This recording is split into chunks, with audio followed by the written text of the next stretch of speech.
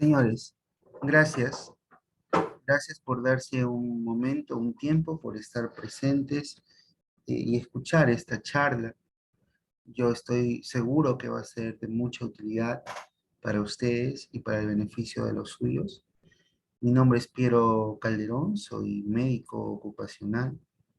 Llevo mucho tiempo en el rubro, muchos años en el rubro. También un tiempo con ustedes. Y estoy seguro que tal vez este tema no les es ajeno. Ya habrán escuchado sobre el COVID-19 muchísimas veces, muchísima información, pero esta vez traigo un poco de lo nuevo, una actualización, alguna que otra cosita novedosa que de repente va a ayudar a resolver algunas dudas. Y si todavía aún las tienes luego de escucharme, luego de ver esta charla, por favor te invito a que las hagas, ¿sí? Te invito a que las realices a través de los canales que se te pondrá a disposición. Muchas gracias nuevamente y bueno, les traigo la prevención y control del COVID-19 en el trabajo.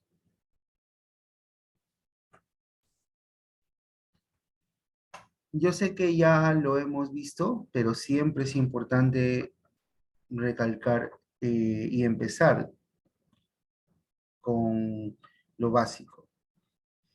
Reconocer que el COVID-19, ¿sí? Así se le denomina a la enfermedad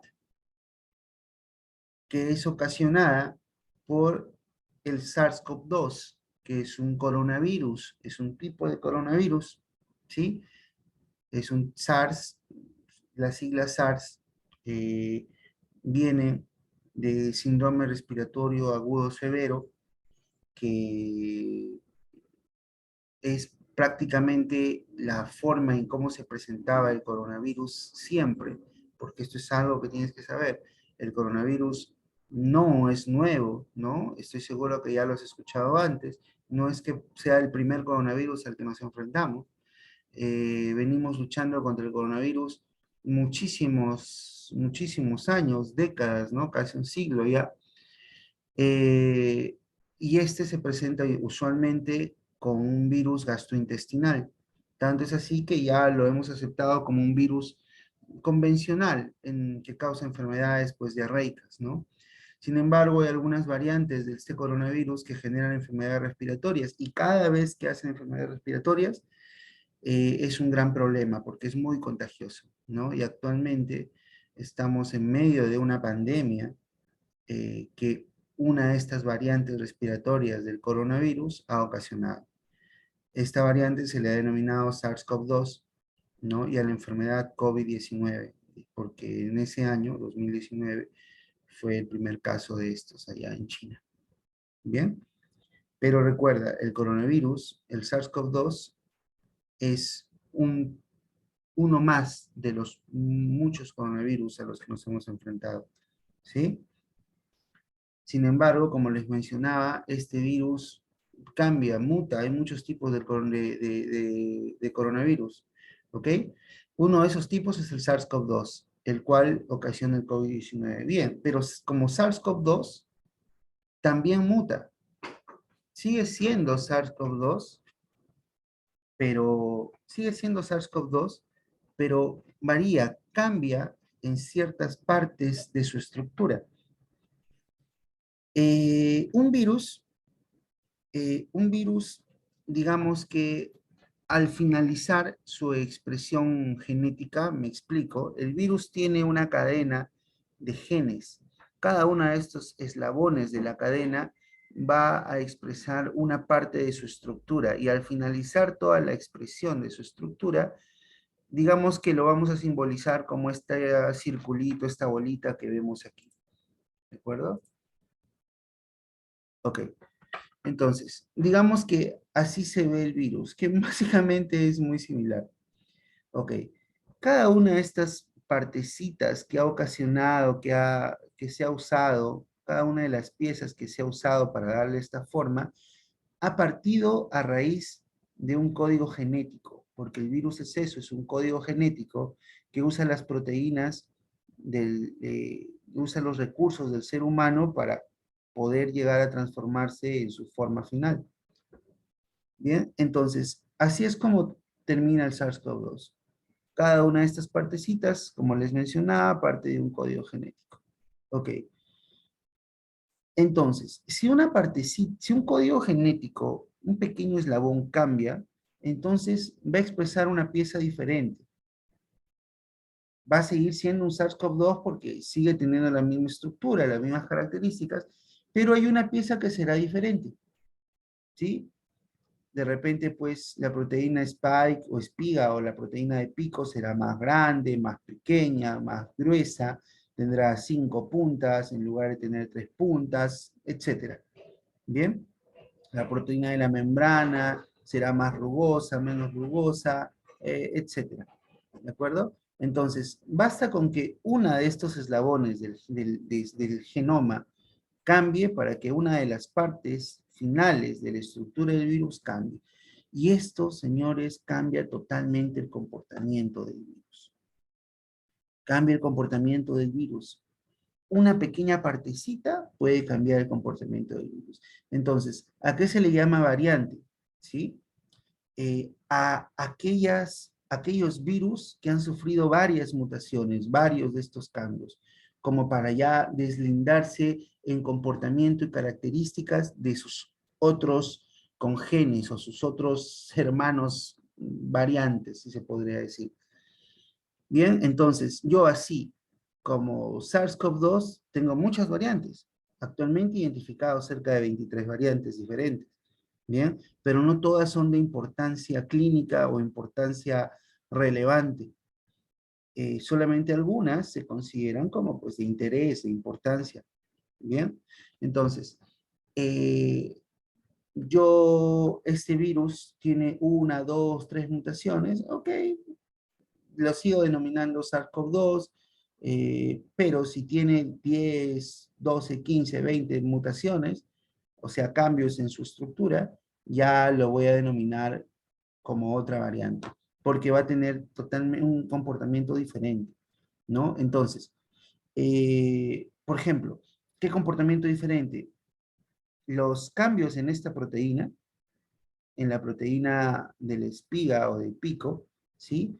Esta proteína es la que utiliza el virus para ingresar a las células del cuerpo humano y de esta forma generar la enfermedad. Si hay un cambio aquí, podría serlo más contagioso o menos contagioso, ¿sí? Entonces, eh, es importante también, ¿por qué? Porque las vacunas utilizan estas proteínas como dianas, como objetivos para engañar al virus, ¿sí? Y, y convertirse en el objetivo de los anticuerpos. Por lo tanto, si hay un cambio aquí, algunos anticuerpos no lo van a reconocer porque está diferente y esos anticuerpos están programados para luchar con un tipo de proteína y si esto está diferente, entonces no lo van a reconocer, se van a pasar de largo y por lo tanto el virus, la vacuna no va a tener efecto. ¿Sí?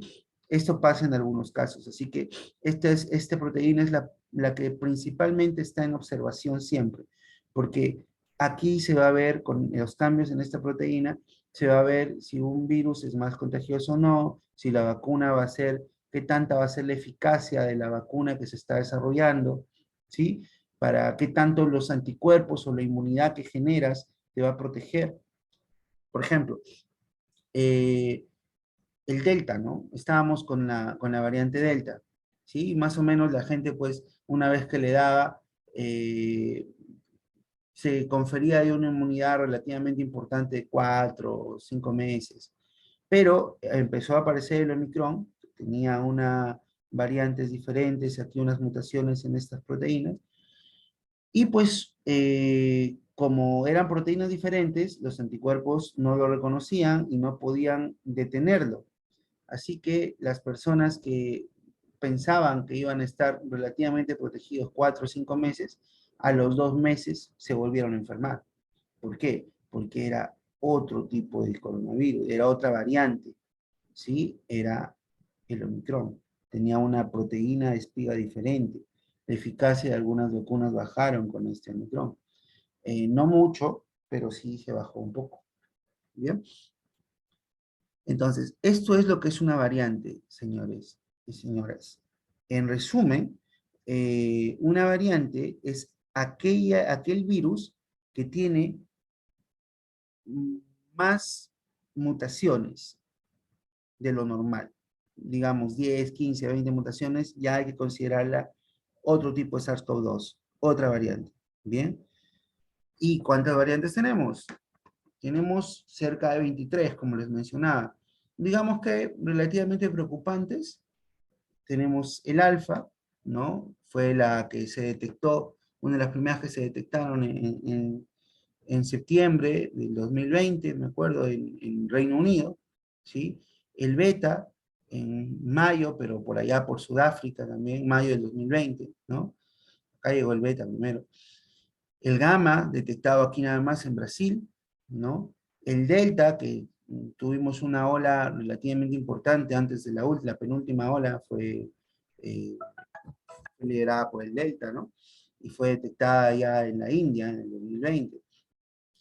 Y el Omicron, que ha sido detectado en África, en Sudáfrica, ¿no? En noviembre del 2021, se vio que tenía mutaciones importantes tanto en la cobertura como en la espiga, y eso le daba otra característica, ¿no? De ser más contagioso.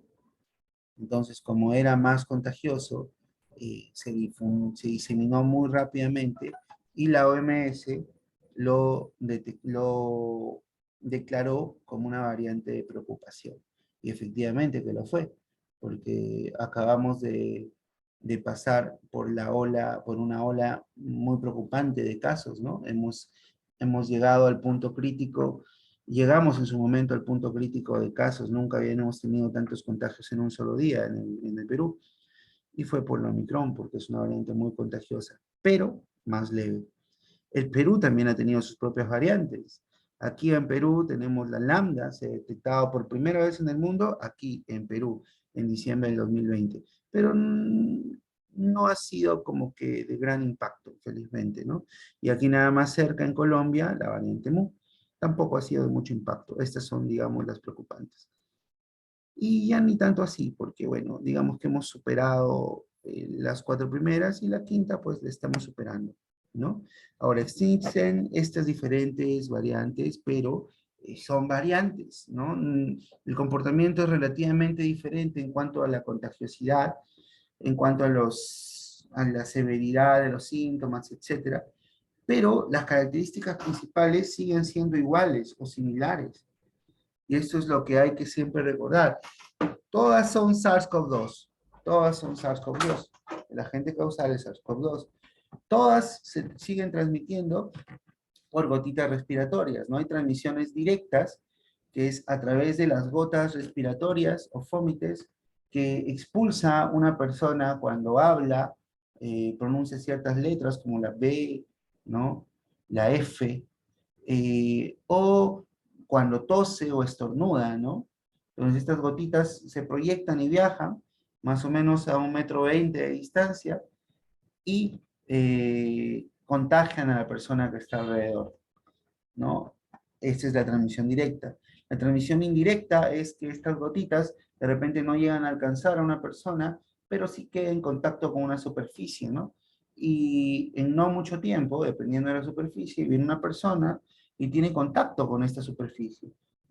Eh, Contamina sus manos y luego se los lleva a los puntos de ingreso del SARS-CoV-2, que es pues el rostro básicamente, porque ahí tenemos la nariz, la boca, los ojos, los oídos, y con las manos contaminadas vehiculiza el virus y se contagia, ¿no? Actualmente el Omicron se dice que la transmisión indirecta no es de gran importancia, ¿no?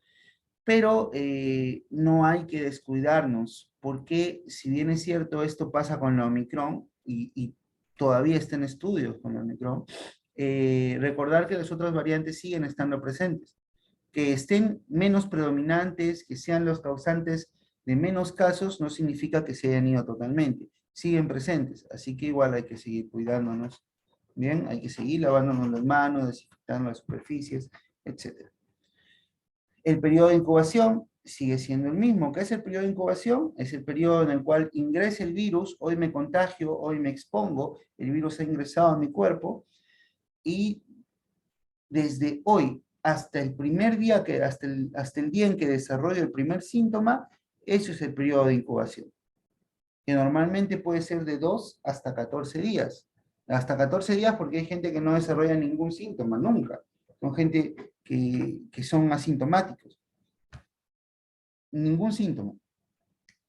Y es importante mencionar que si tú en esta ocasión fuiste asintomático, no significa que siempre lo serás, ¿no? De repente tuviste la infección, pero no pasaste ningún síntoma, y genial, porque hiciste anticuerpos sin tener una nefasta enfermedad, pero probablemente si te vuelvas a exponer en un futuro, puedas desarrollar síntomas. O sea, no es que siempre vayas a ser asintomático, eso dependerá de la variante, de la cepa de la variante, etcétera.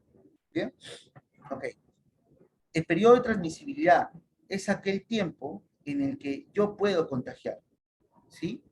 Eh, se menciona que uno puede contagiar desde los 7 hasta los 14 días, ¿no? En algunos por ahí dicen desde los 5 hasta los 12 días, dependiendo de la carga viral que uno tenga en el cuerpo. Y la carga viral, mientras más carga viral, más síntomas. Mientras menos carga viral, menos síntomas. Por lo tanto, se deduce que la persona que tiene menos síntomas eh, tiene un periodo de transmisibilidad de menos tiempo, o sea, contagia por menos tiempo. Mientras menos síntomas, menos voy a contagiar, menos tiempo voy a estar enfermo. Eso es en teoría. Sin embargo, como no tenemos esa certeza, seguimos pidiéndole a la gente que igual, así no haya hecho ningún síntoma, guarde pues un aislamiento como mínimo de 7 días, como mínimo. En la gran mayoría de casos se les está pidiendo 10 días. A algunos se les pide 7 días por ciertas peculiaridades, ¿no? Que hay que evaluar, si tienen pues 3 dosis de vacunación, ninguna comorbilidad, etcétera. Y eso es un poquito más técnico. Pero es importante que sepan que el periodo de contagio va de este rango, de 7 a 14, algunos dicen de 5 a 12, y si damos de alta en un corto tiempo, es porque estamos seguros que luego de ese tiempo ya no vas a estar contagiando. Ahora, la susceptibilidad e inmunidad, ¿sí? Sabíamos que no habíamos tenido contacto previamente con este tipo de, de virus, por lo que era para nosotros nuevo, no teníamos una inmunidad previa, ¿sí? Así que recién estábamos desarrollando anticuerpos y nos afectó muchísimo. Tuvimos una alta tasa de frecuencia, de incidencia del virus, ¿no? O sea, muchos casos, tuvimos muchas muertes. Actualmente ya no es tanto así, ¿no? Actualmente ya la mayoría hemos estado en contacto de alguna u otra forma con el virus y hemos desarrollado cierta inmunidad, no total, como para evitar que te dé la enfermedad, pero sí la enfermedad aparentemente parece estar causando cuadros más leves, ¿no? Parece ya no ser tan aparatosa. Esperemos que se mantenga así y que no salga por ahí una variante con mayor severidad. Eso es lo preocupante. Pero actualmente ya el ser humano está desarrollando como que esa inmunidad de memoria en el organismo. La frecuencia de presentación clínica sigue siendo predominando los casos leves, ¿no? Y esto es importante mencionarlo. Ahora tenemos, para poder saber cómo se presenta clínicamente, o sea, cuáles son los signos y síntomas predominantes en una persona con COVID-19, tenemos que estudiar, pues, cuál es la variante predominante, ¿sí? Eh, Sabemos que hay muchos tipos, hay muchas variantes, cada variante tiene una presentación clínica ligeramente diferente, eh, pero actualmente el causante de la gran mayoría de los casos es el Omicron. Así que si vamos a saber cómo se presentan los casos, hay que saber cómo se presentan los casos de la variante Omicron. ¿Bien? En la mayoría de los casos, este estudio se hizo en Inglaterra, y en la mayoría de los casos, en un 82% de casos, tos. ¿Bien? Tos. En un 67% de los casos, fiebre. Cansancio, fatiga en un 62% de los casos, dolor de cabeza en un 60% de los casos. Ahora, con esto no te digo que si te duele la cabeza ya piensas que tengas COVID, ¿no? Pero sí te presento el comportamiento usual de la variante, porque no suele hacer síntomas, digamos, difíciles o complicados, como la dificultad para respirar, ¿no? Que sí veíamos en el Delta o en otras variantes, hasta complicarse con vías respiratorias bajas, como el pulmón, ¿no? Y ocupaba gran porcentaje del pulmón. A algunos se les afectaba 30, 40, 50, 60% del pulmón, 70% del pulmón, se complicaba UCI, etc. La Omicron no parece presentar dificultad para respirar, no parece presentar la pérdida de olfato y de gusto que sí presentaban otras variantes. Si tú tienes pérdida de olfato o pérdida del gusto, puede que no hayas pasado por un Omicron, puede que hayas tenido otra variante, que como te repito, siguen estando en circulación, pero mucho menos predominantes que el Omicron, mucho menos predominantes que el Omicron. Bien, la variante Omicron se descubrió en Sudáfrica, como les mencionaba, el 9 de noviembre en Sudáfrica. Es, digamos, por la OMS una variante preocupante, ¿sí? Porque se vio que las mutaciones que tenía lo iba a predisponer a muy alta contagiosidad. Vimos que la proteína de pico se había mutado, ¿no? Esta variante tiene como 32 mutaciones diferentes, ¿no? Y solamente este pico, que es, como les he mencionado muchas veces, es el causante de la contagiosidad, no es el causante de qué tan eficaz son las vacunas. Solamente este pico tenía, de esas 32 mutaciones, tenía 10 mutaciones que se enfocaban aquí. Entonces la OMS dijo, caramba, este virus, esta variante va a ser preocupante. Y efectivamente, sí lo fue, ¿no? Se disparó rapidísimo, se disparó rapidísimo. Felizmente, en la mayoría de mutaciones, las otras mutaciones no se enfocaron en algunas partes que participan en la severidad de los casos, y por lo tanto, no es una variante muy severa. ¿Sí? Los síntomas usuales, como les mencionaba, tos, fiebre, fatiga, dolor de cabeza. No presenta dificultad para respirar, no presenta pérdida de olfato ni del gusto. Este, señores, es la variante Omicron. Bien. Actualmente en el Perú ya están bajando los casos, ya están bajando los casos. Lo podemos ver que a la fecha, ¿sí? A la fecha hemos tenido pues un aproximado de casos detectados por pruebas moleculares de 880.000, ¿no? 960.000 por prueba rápida. De todos ellos fallecieron 204.000 personas. Esto hasta el 1 de febrero. Ya a la fecha algunos reportan 207.000 personas fallecidas, ¿no? Algunas fuentes. Lo importante es que en las últimas semanas de enero, que fueron las más difíciles por el Omicron, esta fue la tendencia de la positividad, ¿no? Lima fue afectada de una forma regular, pero hubieron otros departamentos que fueron afectados de forma más fuerte, como Tacna, como partes de la selva, Tumbes, ¿no? Que casi el 50% de los casos, ¿no? Casi más del 45% de los casos, eran COVID. O sea, yo me iba a sacar una prueba, aunque sea por descarte, y positivo. Entonces sí fue bastante preocupante. Felizmente, los casos fueron en su mayoría leves, con síntomas que pudieron controlarse en casa, simplemente esperando que pase el periodo de enfermedad, ¿sí? solamente muy pocos casos tuvieron que ir fueron hospitalizados, y solo el 5% de casos fueron a UCI. Sí, hubieron muchos casos en UCI. Todavía hay casos que todavía hay fallecidos, ¿no? Hay hospitalizados. Esta es, digamos, la situación respecto a los pacientes hospitalizados, ¿no? La mayoría de ellos presentaron no, ni mejoría ni desmejoría, ¿no? Mientras estaban hospitalizados, ¿sí? Simplemente se esperaba a que pase el periodo de la enfermedad y ya la recuperación venía poco a poco. La mayoría de ellos atendidos en la salud, ¿no?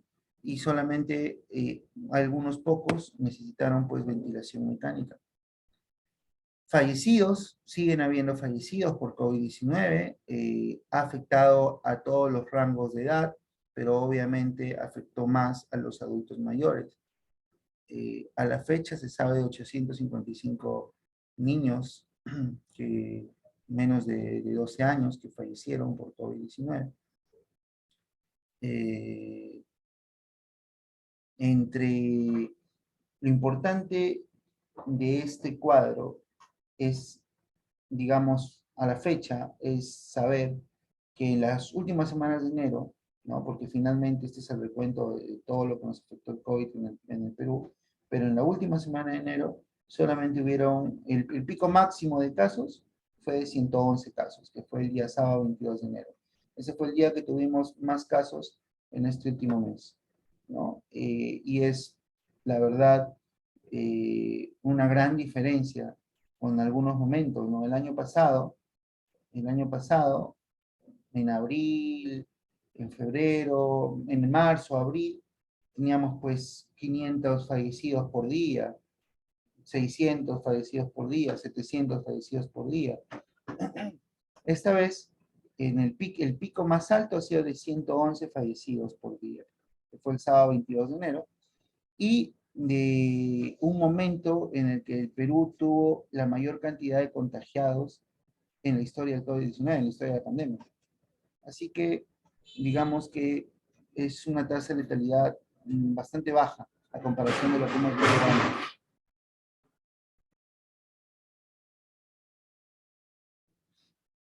Bien. ¿Esto gracias a qué? Gracias a que hemos ido desarrollando una inmunidad natural, porque, como les mencionaba, cada uno de nosotros ha ido relacionándose de alguna u otra manera con el COVID, ¿sí? Pero también nos hemos reforzado a través de las vacunas, ¿no? La mayoría de nosotros ya tiene segunda dosis, ¿no? Y miren, como pueden ver, la mayoría de nosotros ya tiene segunda dosis, ¿sí? Casi más de 20 millones de personas. Eh, y eh, gran parte de la población ya está optando por la tercera dosis. Actualmente van a los centros de salud, como evidencia el cuadro, más por tercera dosis que por segunda dosis. Así que poco a poco la gente está poniéndose ya sus refuerzos, ¿sí? La vacuna más usada es la Pfizer, la Sinopharm sigue siendo usada, en tercer lugar la AstraZeneca. Ahora, en COVID es importante recordar que tiene una alta contagiosidad entre las personas, ¿no? La transmisión directa en la variante Omicron es la principal. Así que nuevamente recordemos esta pirámide, ¿no? En el trabajo, a las personas se nos va a clasificar dependiendo en el nivel de riesgo del COVID-19, dependiendo de con qué tanta frecuencia me expongo a otras personas. Así, si si mi contacto con otras personas es rara, mi riesgo será bajo. Si mi, como por ejemplo personas que trabajan en oficinas, que no tienen contacto mucho con otras personas, que no salen de su oficina, etcétera, contacto con otras personas es raro.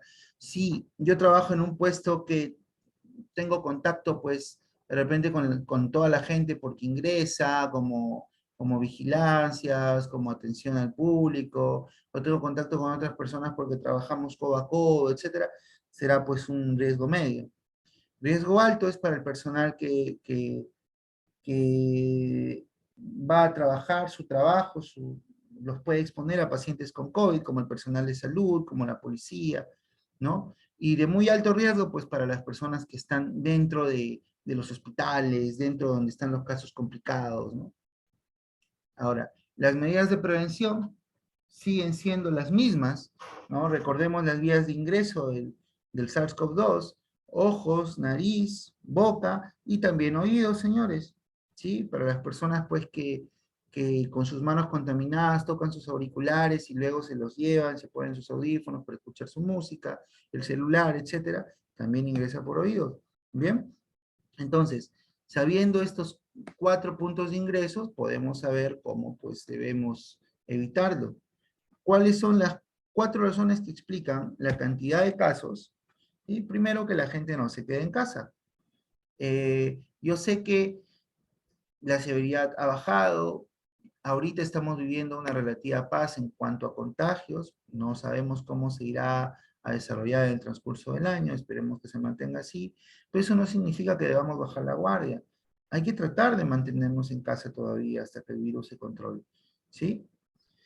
Las personas no se quedan en casa, salen, y eso que genera que se rompa el distanciamiento social, porque de alguna u otra forma tú vas y participas en la acumulación de gente, los tumultos, ¿no? Es muy pocos tiendas, centros comerciales, zonas pues urbano recorridas, están con distanciamiento social, ¿no? Ahí vas a ver a gente interactuando.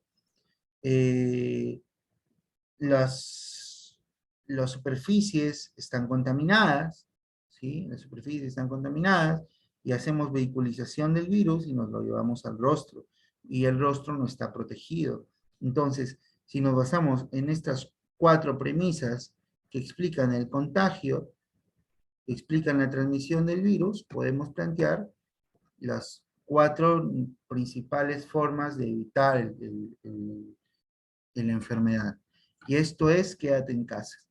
Piensa en que en tu casa tienes una familia que depende de ti, así que quédate en casa. Sal para cosas muy puntuales, ¿no? Tu trabajo, la compra de los víveres y neceseres de necesidad, de alta necesidad, y evita estar saliendo si no es absolutamente necesario. Recuerda que aún estamos en pandemia, recuerda que aún hay gente que muere todos los días, ¿sí? Distanciamiento social.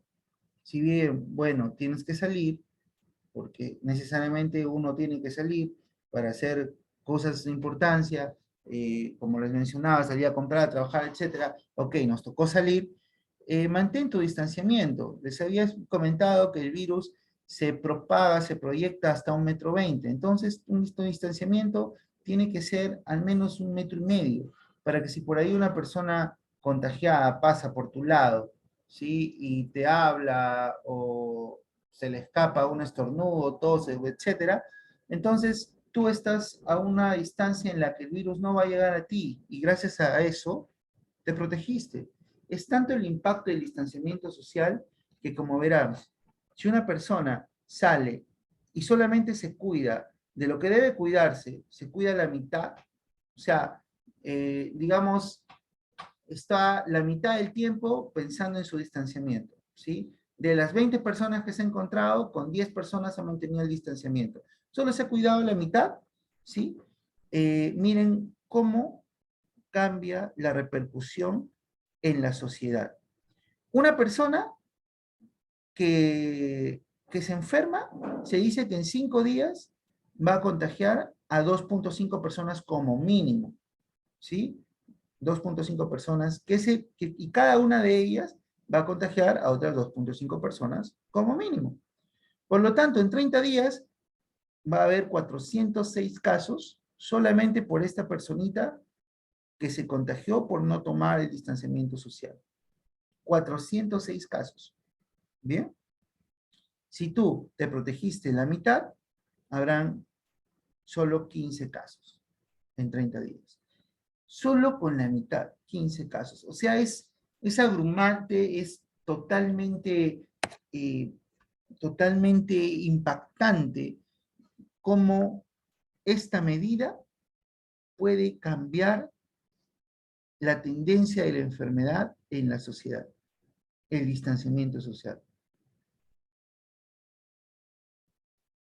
Aquí en el cuadro vean que se recomienda en realidad 2 metros, pero 1,5 metros es lo mínimo recomendable. Pero yo recomiendo 2 metros para tener un mayor rango, porque pues, uno nunca sabe cualquier cercanía abrupta que pueda haber, ¿no? Bien, el tercer punto, ¿sí? Es el lavado de manos. Sigue siendo importantísimo. Sigue habiendo transmisiones indirectas. Recordemos que la Omicron no es la única variante en circulación. Es la más predominante, pero no es la única variante en circulación. Y aquellos estudios que dicen que la Omicron no se contagia de forma indirecta, sigue estando en estudios. Aún no es decisivo. Así que hay que seguir lavándonos las manos. Hay que seguir desinfectando las superficies. ¿Bien? El SARS-CoV-2 puede estar por naturaleza muchas horas o incluso días en una superficie, dependiendo del tipo de superficie. Aquí graficamos los 4 tipos de superficies más frecuentes con las que tenemos contacto: cobre, cartón, plástico y acero, ¿no? Y como verán, con el cobre y con el cartón, el virus puede estar en niveles de detección hasta por 8 horas y niveles importantes hasta un día. Y en plástico y en acero, el virus puede estar en niveles de detección hasta casi 2 días, hasta un día y medio casi, ¿sí? Y en niveles importantes de contagio hasta 3 y 4 días. Así que es muy importante desinfectar esas superficies, ¿de acuerdo? No tocarnos el rostro, lavarnos las manos. Recuerda, siempre vas a tener que tocar alguna superficie. Eso es inevitable. Si usas el transporte público, tocarás los asientos, tocarás el pasamanos. Desde que sales de tu casa, nada más tocas la manija de tu puerta, la manija de la puerta de tu auto o del taxi, ¿sí? El cambio, las monedas, es inevitable. Así que el lavado de manos, señores, es inherente. Tiene que estar con nosotros. ¿Cómo debemos lavarnos las manos? Esta es la técnica, sí, que la Organización Panamericana de la Salud, en conjunto con la Organización Mundial de la Salud, difunde. Es la técnica para desinfectarte las manos y para lavarte las manos, que es básicamente la misma.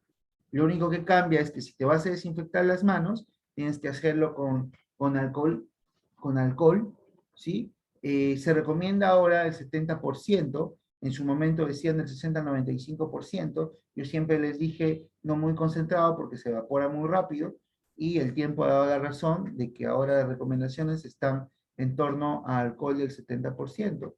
¿Sí? Entonces, si te vas a desinfectar, con alcohol. Si te vas a lavar las manos, con abundante jabón, con mucha espuma, porque la espuma es la evidencia de, pues, estas burbujitas que van a terminar rompiendo la grasa, y la grasa es la envoltura del COVID, ¿bien?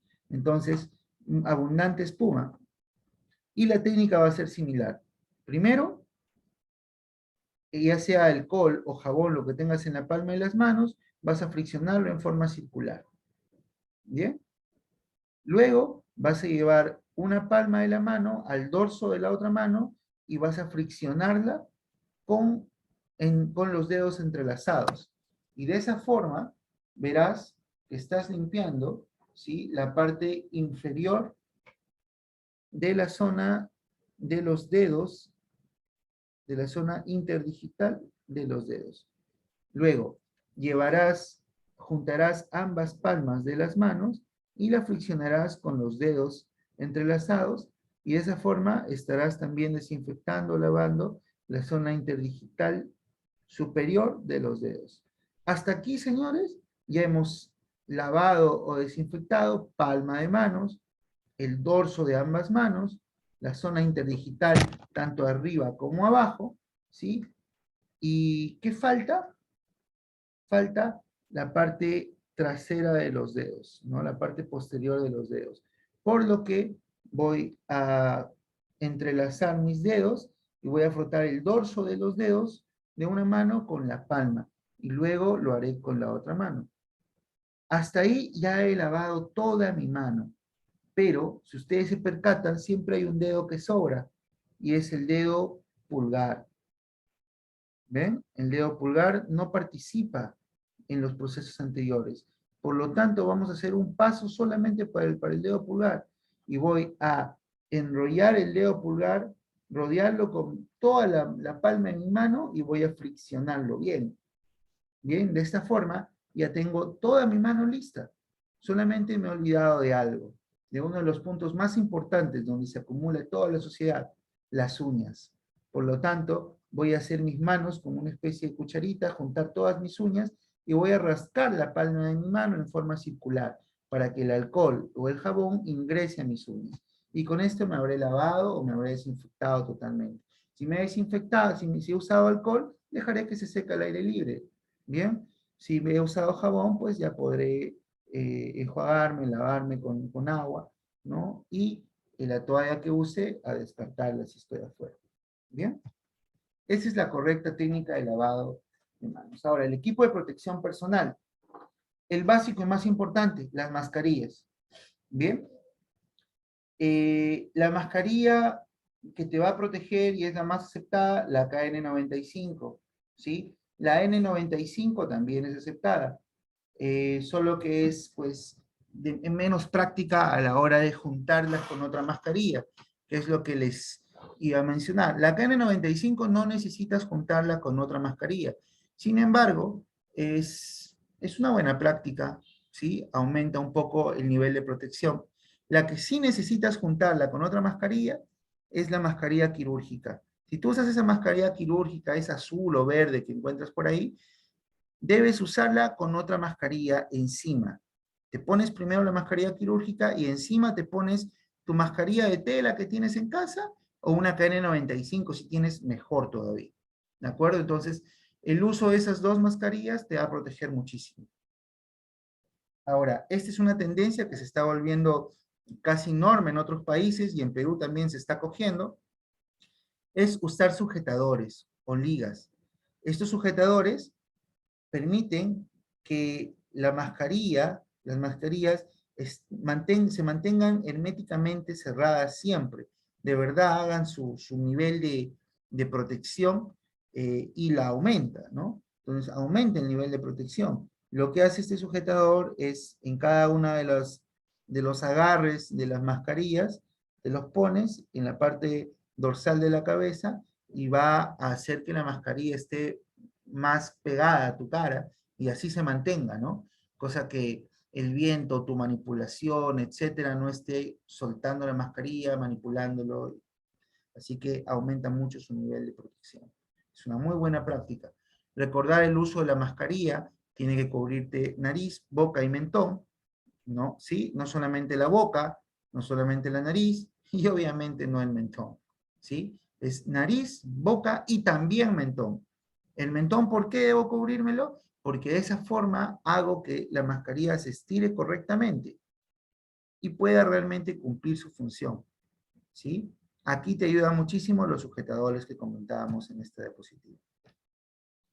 ¿Existen otros equipos de protección personal? Sí, puedes usar el protector facial, ¿sí? También es muy bueno, va a aumentar tu nivel de protección, pero nunca va a reemplazar o sustituir a la mascarilla, es algo que tienes que tener en cuenta.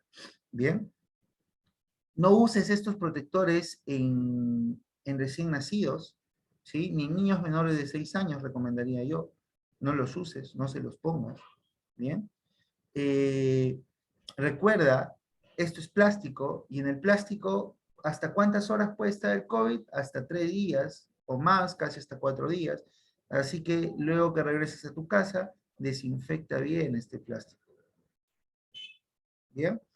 Y recordar que el protector para ser de utilidad te debe cubrir ambos lados de la cara, no solamente la parte de adelante, y debe ir hasta abajo del mentón.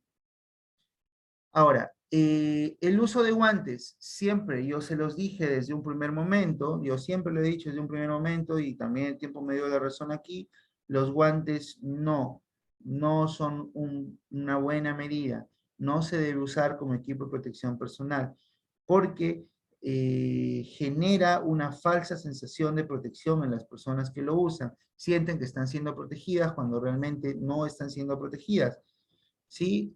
Y esto hace que las personas, como están usando guantes, no se laven las manos, porque nadie ve lavándose las manos con guantes puestos.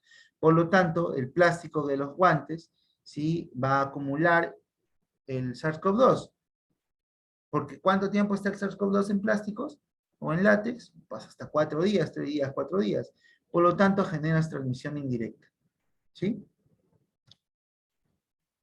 Recuerda que cuando llegues a casa o a algún otro sitio y ya te quieras sacar tus equipos de protección personal, el rostro es lo último que te tienes que tocar.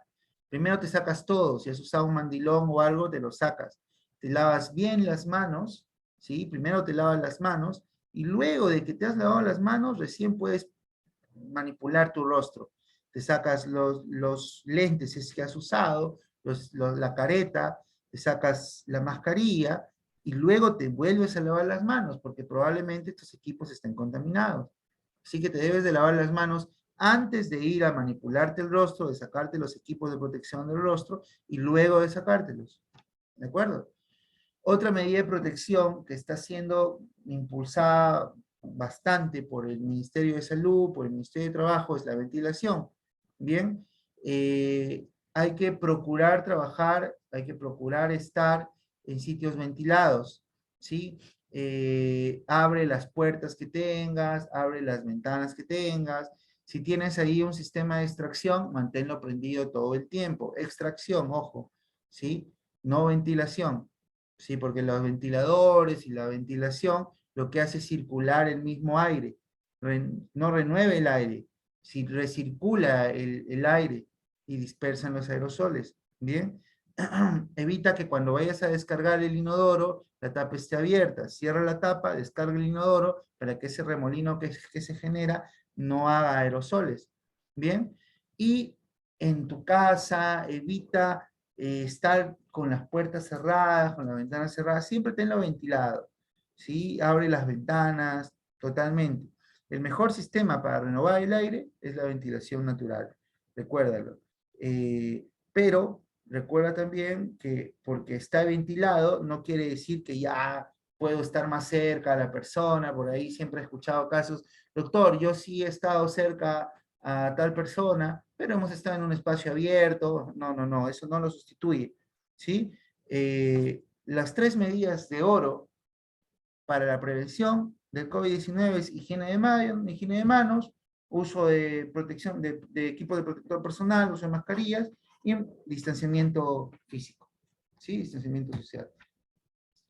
La vacunación es una gran medida de prevención, actualmente con mucho auge y es la que nos ha ayudado muchísimo en la batalla contra el COVID-19.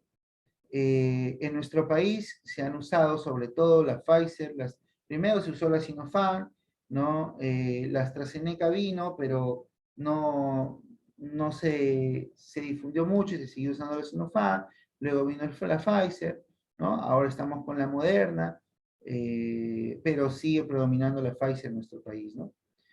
Ok, ¿qué debes saber de estas vacunas? Pues ambas tienen procedencias diferentes, ambas han sido desarrolladas en laboratorios diferentes, ambas te permiten ponerte hasta 2 dosis y todas, perdón, te permiten ponerte hasta 2 dosis y algunas generarte una dosis de refuerzo, como la Pfizer, la AstraZeneca, en algunos países se acepta la Sinopharm como dosis de refuerzo, también una tercera dosis. Sin embargo, la eficacia de la vacuna es diferente y la Pfizer tiene mayor eficacia que la AstraZeneca, que la Sinopharm. Bien, la que por ahí se está acercando es la Moderna a la eficacia de la Pfizer, pero todavía hay que ver, hay que tener un poco más en el mercado, diría yo. Ahora, ¿cómo funcionan estas vacunas? Pues la Sinopharm al igual que en toda la historia de la humanidad, te ponen una parte del virus que esté muerto o inactivo para que tu cuerpo empiece a reconocerlo y genere anticuerpos sin generar enfermedad. Así no falta. La AstraZeneca lo que hacía era inyectar en un virus, en otro virus, en un virus débil, inyectaba un gen y ese virus no te iba a desarrollar una enfermedad y cuando era captado por tu cuerpo iba a captar ese mensaje e iba a desarrollar anticuerpos, ¿no? Y la Pfizer y la Moderna, ¿cómo actúan? Estas ingresan directamente a los genes de tus células y hacen que el cuerpo produzca anticuerpos. ¿Sí? Es un mensaje directo a los genes. Es una molécula que va directo al gen y te dice, oye, desarrolla esto, ¿no? Y desarrollas anticuerpos para el COVID-19. Una pregunta que siempre me hacen es, doctor, si me acaba de dar, ¿puedo ponerme la tercera dosis? Si acabas de pasar por un periodo de enfermedad, puedes ponerte en 15 días si tu cuadro ha sido leve. Y si has estado hospitalizado, es mejor que lo consultes a tu médico. Probablemente te diga, espérate unos 30 días. Ahora, ¿cómo puedo detectar si yo tengo el virus o no? Hay diferentes pruebas de detección para el COVID-19, ¿sí? La PCR o la molecular es a la fecha la más eficaz para el diagnóstico. Reconoce cantidades muy pequeñas, así que es posible usarlo en los primeros días de la enfermedad, ¿sí? Y esto lo que hace es reconocer el código genético del coronavirus. ¿Bien? Lo reconoce y al nosotros detectarlo, vemos a este código del coronavirus, es positivo. ¿Bien? Ahora, hay pruebas que detectan los antígenos y los anticuerpos, ¿no? El test de antígeno, en lo que se hace es de un exudado, normalmente de la mucosidad nasal, sacamos con un hisopo, ¿sí? Y ahí vamos a encontrar vamos a encontrar al virus y a estas proteínas de la superficie del virus que habíamos visto al principio, ¿no? La proteína espiga, la envoltura, y esos son los antígenos. Estas proteínas son los antígenos. Eso con un químico va a reaccionar y vamos a detectar estas proteínas. Y diremos, tiene la proteína espiga, es SARS-CoV-2. ¿Bien? Los test serológicos lo que hacen es detectar los anticuerpos de tu organismo, ¿sí? Y eso actualmente ya no se recomienda. La mayoría tenemos vacunas, así que tenemos anticuerpos y eso no quiere decir que tengamos la prueba, que tengamos la enfermedad. Es bastante impreciso, aunque al principio de la pandemia fue de mucha ayuda porque pues no teníamos pruebas específicas, el virus era nuevo, y basándonos en criterios, en bases de la medicina, podíamos deducir si la enfermedad estaba comenzando, etcétera, pero era muy impreciso, caíamos en muchos errores, muchos falsos positivos, falsos negativos, así que al tener ahora ya pruebas específicas, las pruebas de anticuerpos ya no se usa. Existe todavía circulando, pero no debería ser de tu elección. Hay pruebas rápidas también. Te pones una gotita de sangre en un kit y esta simplemente se marca, ¿sí? Para decirnos si es positivo o negativo. Y estas pruebas pueden ser tanto para antígeno como para anticuerpo. Y estos kits ahora incluso hasta lo venden en las farmacias. Sin embargo, como es de uso no profesional, puede caer en error en su interpretación, en su uso, como es altamente industrializado, también pues el kit puede ser fallido, puede no estar en las mejores condiciones, por lo tanto no es muy fidedigno. A la fecha trabajamos con el test de antígenos y con el PCR, prueba molecular. Alguna de estas pruebas que nos diga positivo, te tomamos como un caso confirmado. Bien. Esto según las últimas resoluciones ministeriales. Los casos sospechosos, ¿sí? Son personas que presentan tos y dolor de garganta más alguno de estos síntomas. Si tienes alguno de estos cuadros, tos y dolor de garganta más uno de estos síntomas, te evaluaremos para saber si corresponde o no a hacer del descarte, ¿no? El caso contacto, actualmente la resolución ministerial vigente, la 018-2022, sacada recientemente el mes pasado, refiere que para que hayas estado en una exposición importante con de alguna persona, para que te hayas visto expuesto ante algún caso, esta persona ha tenido que ser pues un caso positivo, y para que este caso positivo te haya contagiado, has debido estar con él a menos de 1 metro por más de 15 minutos, intradomiciliariamente. Esto es lo nuevo, o sea, en casa. A estas personas se les llama recién caso contacto. Bien, ya meritará un estudio de caso como corresponde.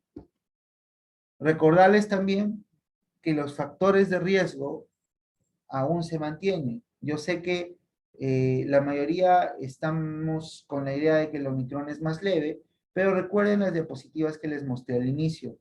Siguen habiendo fallecidos, siguen habiendo casos severos y críticos que requieren UCI. Y estos son porque hay personas que tienen factores de riesgo. Si tú tienes alguna de estas enfermedades o condiciones, probablemente puedas desarrollar una de estas enfermedades muy graves, ¿sí? Mayores de 65 años, hipertensión arterial, enfermedad cardiovascular grave, cáncer, diabetes, asma, en fin, no han cambiado. Obesidad más de 40 de IMC, o sea, mórbida, una obesidad muy grande, ¿no? Estés tomando medicamentos que te bajen las defensas o que tengas una enfermedad que te baje las defensas, podría ser que el coronavirus, el SARS-CoV-2, a ti te genere un COVID-19 complicado y que esperemos que no, pero desarrolle la muerte. Así que mucho cuidado, aún no es hora de bajar la guardia. Señores, muchísimas gracias por su tiempo, espero que haya sido de utilidad, estoy seguro que sí, y quedo a la expectativa de cualquier pregunta. Gracias, que tengan buen día.